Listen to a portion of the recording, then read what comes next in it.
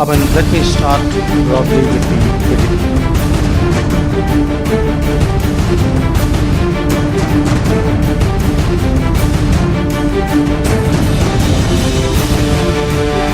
दोस्तों गौर से देख लीजिए ये तस्वीरें दूसरी बार निकल रही हैं भारत के आईएनएस ऐरावत से। आईएनएस ऐरावत दूसरी बार अपने कंटेनरों की सप्लाई लेकर ऑक्सीजन इंडोनेशिया को रवाना हो गई है और रातों रात ही ये रवाना की गई आईएनएस ऐरावत सुबह पहुंच भी गई है। इंडोनेशिया के तट पर पहुंचते ही ये आईएनएस ऐरावत की तस्वीरें सामने आई हैं और 10 ऑक्सीजन कंटेनर जो एम्बेसी है इंडोनेशिया की उसको हैंडओवर कर दिए गए हैं।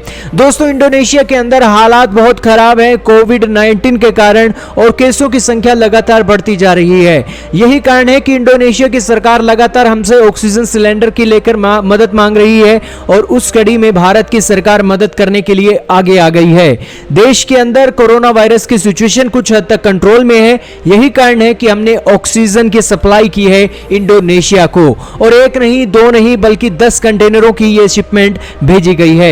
इससे पहले दोस्तों पिछले महीने की ये तस्वीरें भी आप देख लीजिए जब एक पहली सप्लाई इंडोनेशिया को भेजी गई थी और ये इस वक्त की तस्वीरें हैं, अभी से कुछ घंटे पहले की तस्वीरें हैं जब भारत की शिपमेंट इंडोनेशिया के तट पर लैंड की है। दोस्तों इसी के अलावा भारत पूरी दुनिया को अपना परिवार मानता है, यह बात एक बार फिर से साबित हो गई है और इस आर्टिकल से आपको समझ में आ जाएगा। कोविड वैक्सीन के एक्सपोर्ट को लेकर भारत की सरकार अगले साल इसे मंजूरी दे सकती है क्योंकि देश के अंदर 55 करोड़ लोगों से भी ज्यादा लोगों को टीका लग चुका है। यही कारण है कि भारत की सरकार अब पूरी दुनिया में अपने वैक्सीन के एक्सपोर्ट को धड़ल्ले से शुरू करने जा रही है।